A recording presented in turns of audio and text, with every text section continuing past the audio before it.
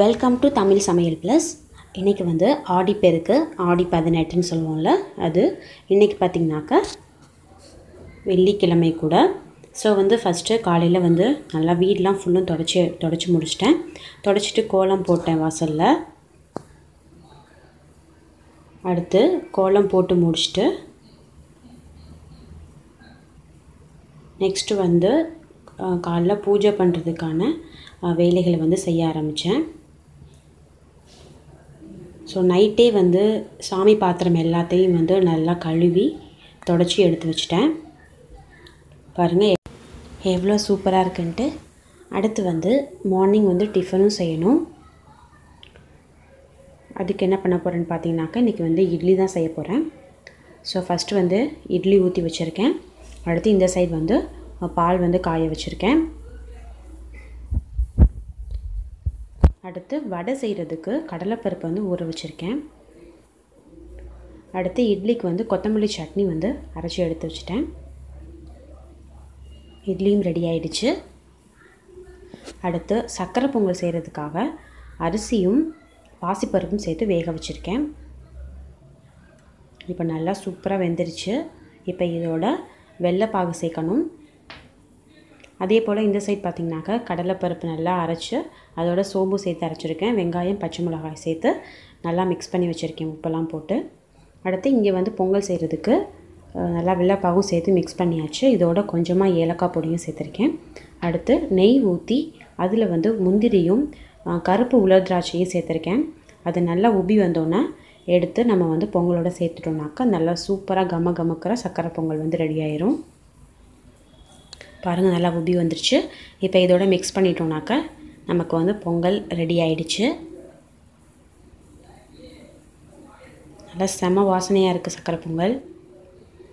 அடுத்து வந்து வடை செய்ய போகிறேன். இப்போ வந்து எண்ணெய் ஊற்றி நல்லா சூடு பண்ணிகிட்ருக்கேன்.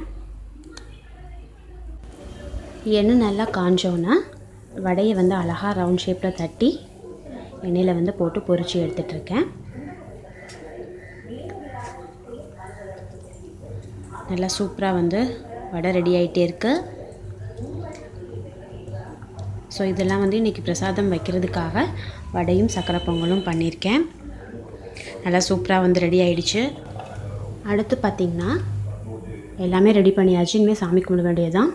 இப்போ வந்து ஆடிப்பெருக்குக்காக நல்லா வந்து எல்லாமே அலங்காரம் பண்ணியாச்சு.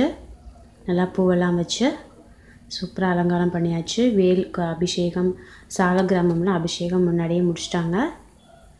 இப்போது அடுத்து பார்த்திங்கன்னா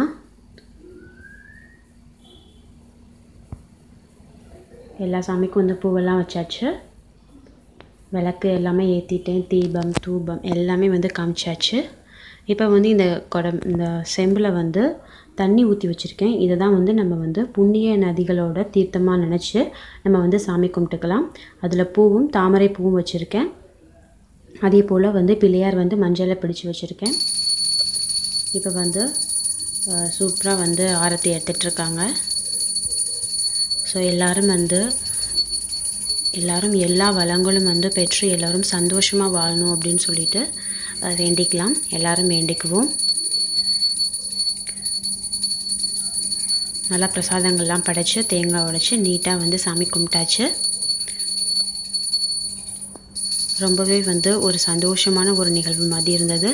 அதே போல் அடுத்து வந்து மஞ்சள் கயிறு எடுத்து எனக்கு என் ஹஸ்பண்ட் எல்லாருமே சேர்ந்து எல்லோரும் கட்டிட்டோம். என் அண்ணனுக்கு, தம்பிக்கு எல்லாருக்கும், என் பாப்பாவுக்கு எல்லாருக்கும் வந்து எடுத்து கட்டிக்கிட்டோம். ஸோ உங்களுக்கு இந்த வீடியோ பிடிச்சிருக்கு அப்படின்னாக்கா லைக் கொடுங்க. மறக்காமல் வந்து சேனலை சப்ஸ்கிரைப் பண்ணி வச்சுக்கோங்க.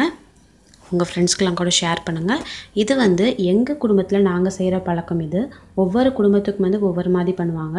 ஸோ இது வந்து எங்கள் குடும்பத்துக்கு நாங்கள் பண்ணுற பழக்கம் தான் இது.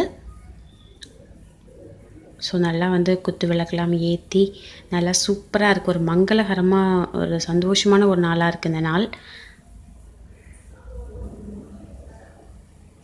இதே போல் எல்லோரும் வந்து சாமி கும்பிட்டுங்க. நன்றி, வணக்கம்.